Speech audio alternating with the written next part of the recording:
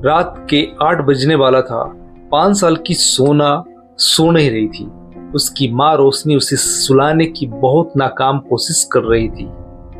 5 साल की सोना जिद कर रही थी कि मुझे पापा से बात करना है, पापा से बात कराओ। लेकिन वो माँ गुस्सा जाती है। रोशनी खान बच्ची को पलंग पे पटकती है, जैसे तैसे बच्ची को सुला देती है। बच्ची सो जाती है। बच्ची के सोने के बाद रोशनी खान का जो बॉयफ्रेंड है उदित जायसवाल वो आता है। अब दोनों मिलकर शराब पीते हैं, डांस करते हैं गाने पे। उसके बाद फिजिकल होने लगते हैं, रिलेशन बनाने लगते हैं। तभी उस 5 साल की बच्ची के कानों में ये सब आवाज जाती है और वो उठ के माँ के कमरे में आ जाती है। और अब जब वो देखती है कि उसकी माँ बिना कपड़ों के एक शख्स के साथ और संबंध बना रही है, तो ये चीज देख के वो बच्ची डर जाती है और चिल्लाने लगती है, हल्ला करने लगती है। बोलती है कि तुम गंदे अंकल हो, गंदे अंकल हो, मैं तुम्हारी शिकायत पापा से कर दूंगी। अब ये चीज रोशनी खान सुन के और भी आग बबूला हो जाती है और वो डर जाती है कि सच में कहीं बच्ची ये सारी बातें अब बता ना दे। तो रोशनी खान क्या करती है कि उस बच्ची को, अपनी बच्ची को पटकती है। पटकने के बाद उस मासूम 5 साल की बच्ची पे, उसके पेट पे खड़ी हो जाती है। बच्ची और जोर से चिल्लाना स्टार्ट करती है। बच्ची शांत नहीं होती है। तब जो उस औरत का पति था उदित जायसवाल उस बच्ची का मुंह को दबा देता है और तब तक दबाए रखता है जब तक उस बच्ची की प्राण उसके शरीर से ना निकल जाए। बच्ची की कुछ देर के बाद दम घुटने से मौत हो जाती है। वो लोग उस लाश को बेड के नीचे छुपा देते हैं और छिपाने के बाद फिर से शराब पार्टी करते हैं, मटन पार्टी करते हैं और उसके बाद वो लोग फिर से संबंध बनाते हैं। पुलिस के पास या रिपोर्ट में या फिर मीडिया में या आप तक या हम तक ये सच्चाई कभी नहीं आती अगर इस 5 साल की मासूम का ये लोग कत्ल नहीं करते। तो आइए इस घटना को हम लोग जाने। इससे पहले आप लोग चैनल पे नए हैं या वीडियो को पहली बार देख रहे हैं तो चैनल को सब्सक्राइब करना बिल्कुल भी ना भूलें। साल 2015 शाहरुख की मुलाकात रोशनी से होती है। रोशनी पेशे से डांसर का काम करती थी। वो पब में और रेस्टोरेंट में डांस किया करती थी। शाहरुख जो था पेशे से ड्राइवरी का काम करता था, तो वो अक्सर अपनी थकान मिटाने के लिए ऐसी जगहों पे जाया करता था जहां पे एक बार उसकी मुलाकात होती है रोशनी से।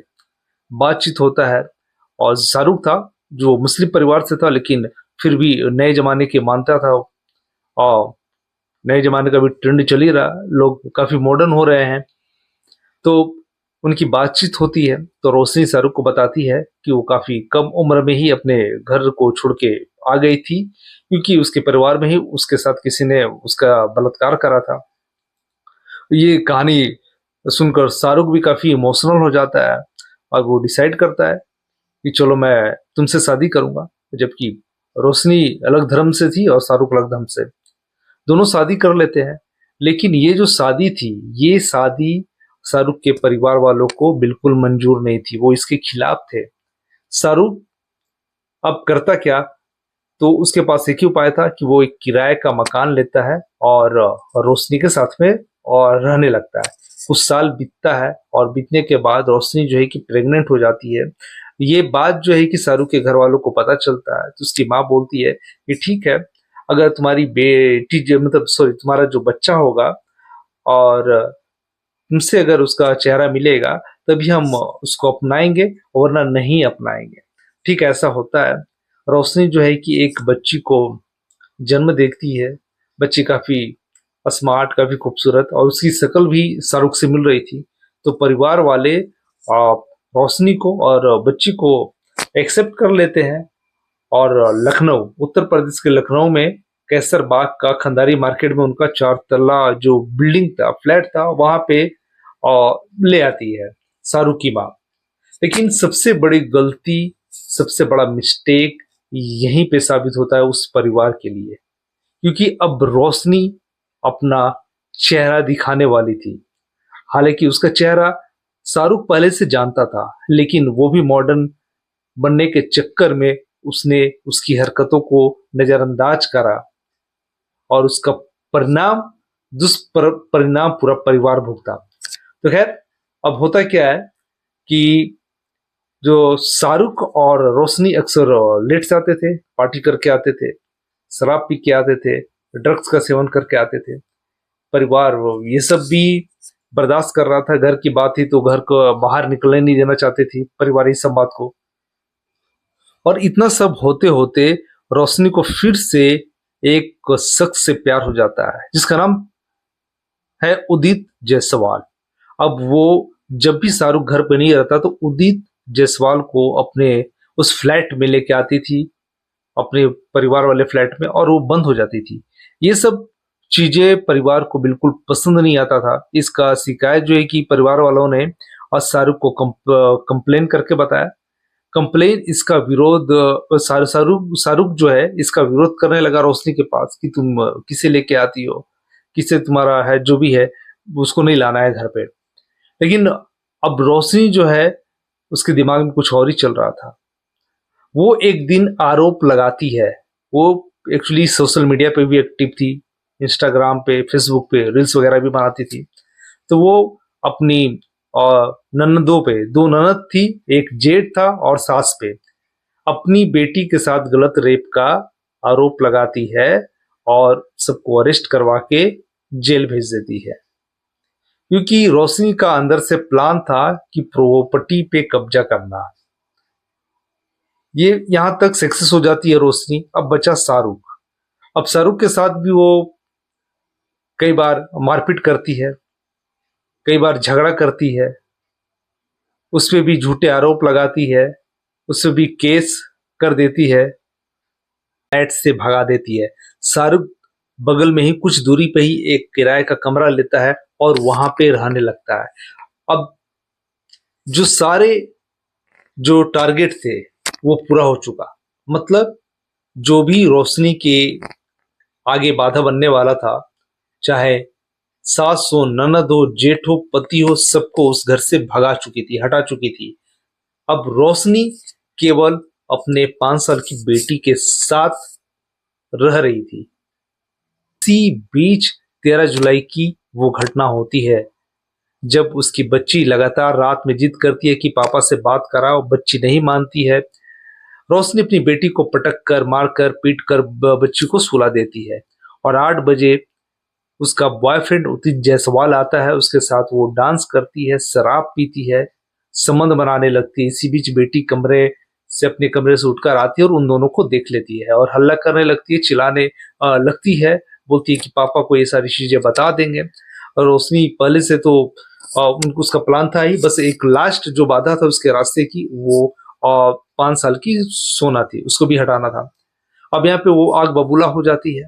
आग बबूला हो जाने के बाद उसको पटक के, बच्ची को पटक कर उसके पेट पे खड़ी हो जाती है। बच्ची फिर भी चिल्लाती है। अब उसका जो बॉयफ्रेंड था उदित जायसवाल, वो बच्ची के मुंह को दबाए रहता है। बच्ची की कुछ देर बाद मौत हो जाती है और वो लोग लाश ठिकाने लगाने की कई ऑप्शन ढूंढते हैं, और लेकिन वो लोग कर नहीं पाते हैं। लाश से बदबू आने लगती है तो परफ्यूम का भी छिड़काव करते हैं, एसी तक चला देते हैं कि स्मेल नहीं आए, लेकिन बात बनती नहीं है। वो लोग सुबह उठते हैं, फिर से चले जाते हैं घूमने के लिए। और ये लोग जो ये काम था उन्होंने मर्डर का 13 जुलाई 2025 को करा था। और ठीक 14-15 जुलाई को वो पुलिस कंट्रोल रूम 112 में कॉल करती है और वो बोलती है कि उसका, रोशनी बोलती है पुलिस को कि उसका हस्बैंड शाहरुख बालकनी के माध्यम से, पीछे वाले रास्ते से, सीढ़ियों की मदद से मतलब चढ़ा और अपनी बेटी का कत्ल कर दिया, कत्ल के चला गया।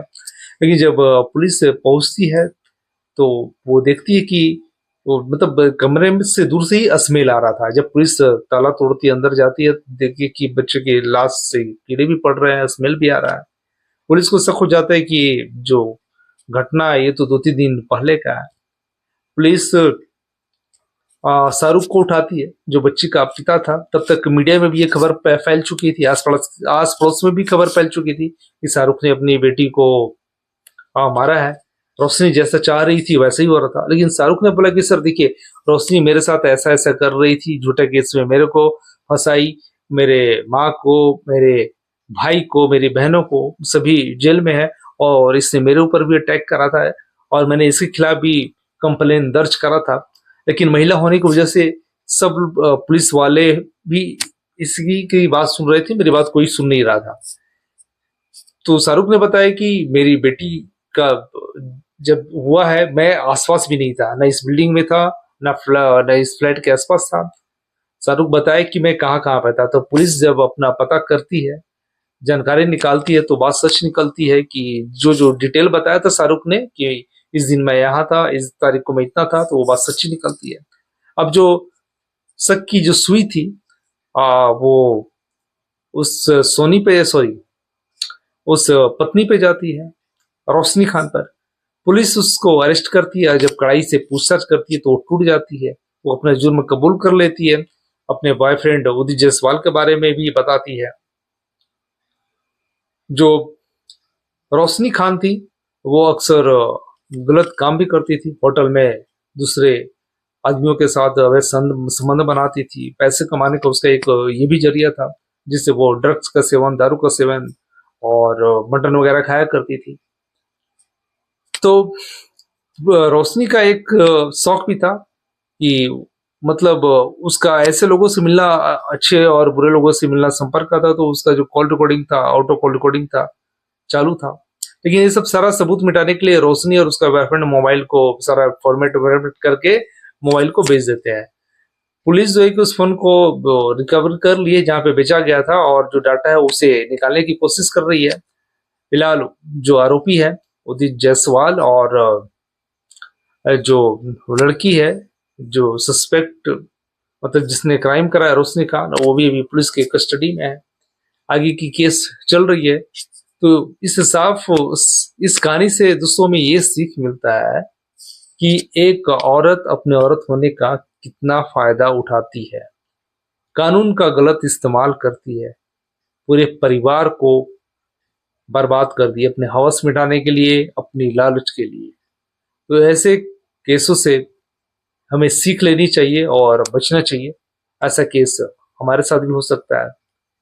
हालांकि इस केस में शाहरुख को भी ये गलती नहीं करना चाहिए था, एक दूसरी धर्म के लड़की के साथ विवाह करना। और ये तो गलत नहीं है, लेकिन ये जानते हुए कि ये लड़की ड्रग्स का सेवन करती है, नशा करती है, पार्टियों में आया जाया करती है, लोगों के साथ उठती है बैठती है, ऐसा चरित्र होने के बावजूद भी उसने अपनाया, ये सबसे बड़ी गलती साबित हुई शाहरुख के लिए। तो आज की कहानी में इतना ही। फिर मिलते हैं आपसे अगले वीडियो में। तो चैनल को सब्सक्राइब करना बिल्कुल ना भूलें।